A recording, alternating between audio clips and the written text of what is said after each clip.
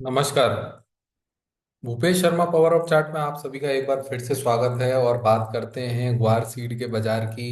ग्वार सीड में हमने पिछले वीडियो में हमने प्रयास किया था कि बाजारों में तेजी की एक संभावना चार्ट पर देखी जा रही थी, जो कि तेजी की संभावना विफल रही। बाजारों में तेजी सस्टेन नहीं करी। ऊपर में कहीं ना कहीं गम के भाव में ऊपर में सप्लाई देखने को मिली, वहीं ग्वार के भाव में थोड़ी गम की तुलना में कम सप्लाई देखने को मिली। इसलिए मुझे लगता है कि ग्वार और गम में लगातार जो गिरावट का दौर है वो कहाँ थमेगा, कहाँ रुकेगा और उसके पीछे क्या फंडामेंटल रीजंस हैं, इस वीडियो में हम जानेंगे कि कौन से 10 मुख्य कारण हैं जिसके कारण ग्वार के बाजार में फंडामेंटल रीजंस क्या हैं कि बाजार बढ़ नहीं रहा है।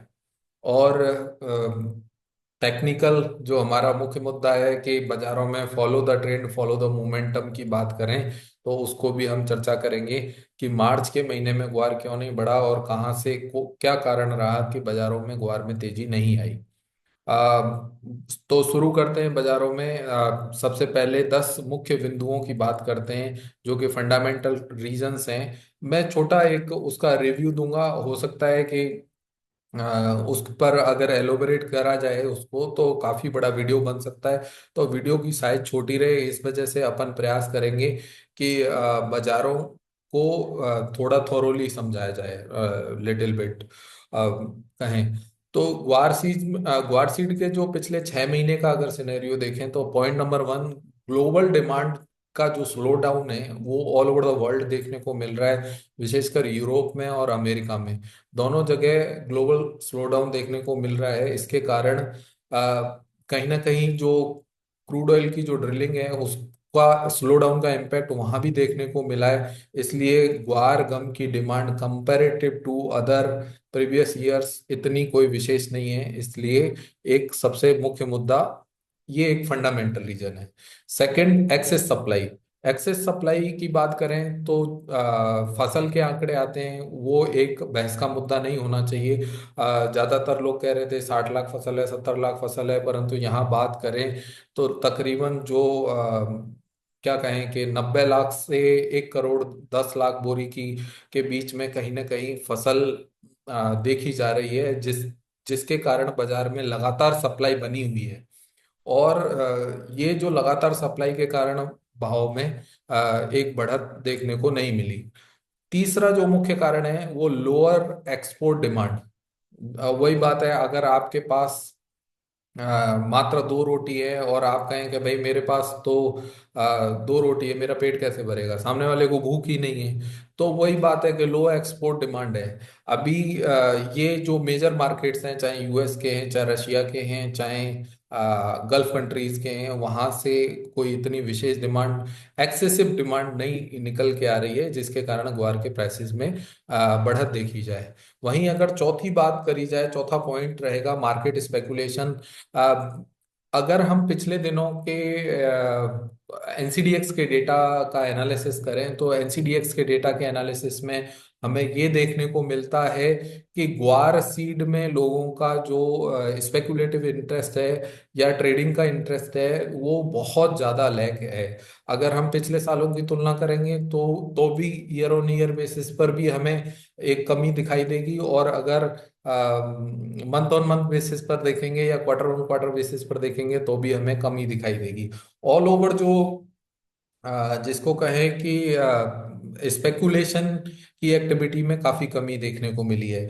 वहीं अगर पांचवा मुख्य बिंदु की बात करेंगे कि जियो पॉलिटिकल और इकोनॉमिकल अनस्टेबिलिटी, अनसर्टेनिटी पिछले 5-6 महीने से पूरी दुनिया में छाई हुई है। और जब से विशेषकर ट्रम्प का आना हुआ है तब से तो ये एक तरीके से काफी बाजारों के लिए, दुनिया भर के सभी बाजारों को के लिए काफी नेगेटिव रहा है। तो एक जो कि डिमांड के फैक्टर को काफी हर्ट करता है। वहीं अगर छठे पॉइंट की बात करेंगे तो गवर्नमेंट की पॉलिसीज को कहीं ना कहीं हम दोषी ठहरा सकते हैं, क्योंकि अन्य कोमोडिटीज में अगर एमएसपी बढ़ाया गया है तो ग्वार का एमएसपी हमेशा से काफी सालों से यही क्यों बना हुआ है।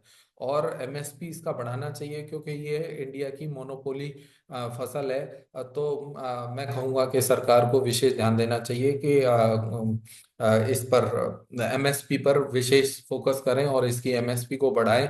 अगर हम 7,000 की एमएसपी कर दें, 8,000 की एमएसपी कर दें, तो जिसको इंपोर्ट करना है वो इंपोर्ट करेगा ही करेगा, किसी भाव पर करेगा। तो बाय डिफॉल्ट ये एक पॉजिटिव पॉइंट होगा।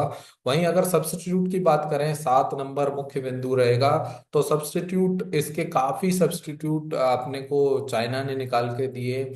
इंडिया में भी काफी सारे सब्स्टिट्यूट बनाए कई बड़ी कंपनियों ने, जो कि बाय प्रोडक्ट के रूप में, जो पहले ग्वार गम कहीं एडिबल में और इंडस्ट्री में काम आता था, वो अभी इसका इम्पैक्ट यहाँ ग्वार गम के प्राइसेस पर सब्स्टिट्यूट आने के कारण काफी दिखाई देता है।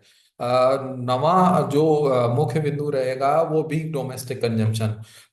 देखें कि शेयर बाजार में एक अच्छी गिरावट पिछले 5 महीने में देखी गई है, और उसका मुख्य कारण जो बताया जा रहा है कि जो घरेलू डिमांड है, या जो अपने डोमेस्टिक डिमांड है, उसमें काफी कमी देखने को मिली है। और उसके कारण जो फूड और फीड इंडस्ट्री है, जैसे कहें कि जो consumption based story consumption based industry जो चल रही है, स्पेशली रूरल डिमांड में काफी कमी देखने को मिली है। तो इसके कारण भी ग्वार गम के भाव में बढ़त देखने को नहीं मिली। 10th जो इम्पोर्टेंट पॉइंट है कि स्टॉक पिलिंग। स्टॉक पिलिंग मींस के इन्वेंट्री का साइज इनका काफी बढ़ा है। हो सकता है कि इन्वेंट्रीज हमें एनसीडीएक्स में देखने को नहीं मिलती, परंतु कैरी फॉरवर्ड अगर लोकल लेवल्स पे देखे जाएं तो काफी इसका प्रभाव हमें देखने को मिला है। कहीं ना कहीं सप्लाई, अगर स्टॉक पिलिंग अधिक होती है तो मैं कहूंगा कि सप्लाई बार बार हमें भाव में देखने को मिलती रहती है, हर भाव में, और जिससे लोगों की डिमांड पूरी होती रहती है और प्राइसेस एक सर्टेन लेवल के ऊपर नहीं जाते। ये तो 10 मुख्य बिंदु थे। अगर हम आगे बात करते हैं, जो हमारा मुख्य मुद्दा है कि बाजारों में अभी ट्रेंड क्या कहता है और चार्ट क्या कहता है, जो हम हमेशा से जानते आए हैं कि बाजार में ग्वार सीड का चार्ट क्या कहता है हाल फिलहाल।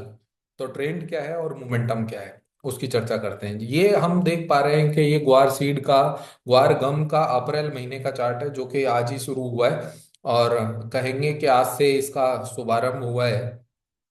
तो मैं कहूंगा कि आज आज सर मुंडाते ही ओले पड़े, और 142 पॉइंट गम में मंदी देखने को मिली है। बाजार आज फर्स्ट डे इस महीने का ओपन हुआ, और ये मान के चले कि 10,200 एक की लेवल हो गया। जब बाजार 10,200 के ऊपर निकल के सस्टेन करेगा, तो मैं कह सकता हूं कि बाजारों में एक प्राथमिक स्तर की तेजी की शुरुआत होगी। मैं ये नहीं कह रहा तेजी आ जाएगी, प्राथमिक तेजी की शुरुआत होगी। तो हमें सबसे पहला पॉइंट ये याद रखना है कि 10,200 के लेवल का विशेष ध्यान रखना है। सेकंड वन, अगर हम बात करें कि भाई 10,200 क्रॉस होने पर क्या आ जाएगा लेवल, तो मैं कहूंगा कि 10,200 का लेवल क्रॉस होता है तो बाजार में 10,400, 10,500 और 10,890 तक के लेवल बहुत आसानी से इस महीने में समझ आते हैं। कंडीशन एक ही एस्टिक मार्क है, 10,200 के ऊपर बाजार का सस्टेन होना अति आवश्यक है। सेकंड वन, अगर हम वहीं ग्वार सीड की बात करें, तो ग्वार सीड का बाजार पिछले कई दिनों से देखने को मिल रहा है कि ग्वार सीड के बाजार में थोड़ी मजबूती अधिक है ग्वार गम की तुलना में। तो अगर ग्वार सीड की बात करें, तो ग्वार सीड में 5,340 के लेवल, 5,330 के लेवल को पकड़ के काम करना चाहिए। 5,330 अप्रैल वायदा जब तक इस भाव के नीचे है, तब तक इसमें गिरावट जारी रहनी चाहिए। नीचे में कहाँ तक गिरना चाहिए, इस चार्ट में थोड़ा डेटा कम है, तो हम चर्चा करेंगे ग्वार सीड मार्च के चार्ट की चर्चा कर लेते हैं, जिसमें डेटा भरपूर था अभी तक। तो वहां बात करेंगे कि ये देखेंगे कि दिसंबर के महीने में जो लो लगा था, दैट वाज 5,208। तो मुझे लगता है कि बाजार तकरीबन तकरीबन जो पहला महीना है, जो 5,208 का जो लो लगा हुआ है, तो अभी मैं कहूंगा कि भाई ग्वार सीड का जो लेवल चल रहा है अभी 5,239 का है। तो 5208 मतलब 5200 का जो स्तर है वो बाजार के लिए मुझे लगता है कि एक अच्छा डिमांड जोन का काम करना चाहिए, और बाजार में यहाँ से एक पुल बैक की संभावना आनी चाहिए। वहीं अगर डेली और वीकली चार्ट की चर्चा करेंगे तो यहाँ पर अप्रैल वायदा को देखेंगे तो यहाँ देख पाएंगे कि लगातार 1 2 3 4 5 6 7 कंटिन्यू 7 वीक से बाजारों में गिरावट का दौर जारी है, और कहीं भी बाजार में कोई पुल बैक दिखाई नहीं दे रहा है। इस जो अप्रैल का भाव, अप्रैल का जो डेटा हम देख पा रहे हैं इसमें डेटा काफी कम है। इस वजह से ये देखें, आप डेली का चार्ट है इस तरीके का, तो अभी आप देखेंगे कि 19 फरवरी के बाद ही इसमें थोड़ी एक्टिविटी होने लगी है। आप सभी लोगों से, मित्रों से निवेदन रहेगा कि लाइक शेयर सब्सक्राइब जरूर करें, क्योंकि आप लोगों को काफी वैल्यूएबल इनपुट हमारी तरफ से मिलते हैं। तो आपसे सिर्फ एक ही निवेदन है, आ, विनम्र निवेदन, कि आप, अगर आपको हमारा कंटेंट अच्छा लगता है तो आप लाइक शेयर सब्सक्राइब जरूर करें। हम्बल रिक्वेस्ट रहेगी। और अधिक से अधिक किसी किसी भी व्यक्ति को अगर मेरी सलाह चाहिए तो डिस्क्रिप्शन में मेरा नंबर भी दिया हुआ है, आप लोग मुझसे बात कर सकते हैं, जान सकते हैं। और किसी को अगर पेड सर्विसेज चाहिए तो उसके विषय में भी आप हमसे संपर्क कर सकते हैं। बहुत धन्यवाद आप सभी का। नमस्कार।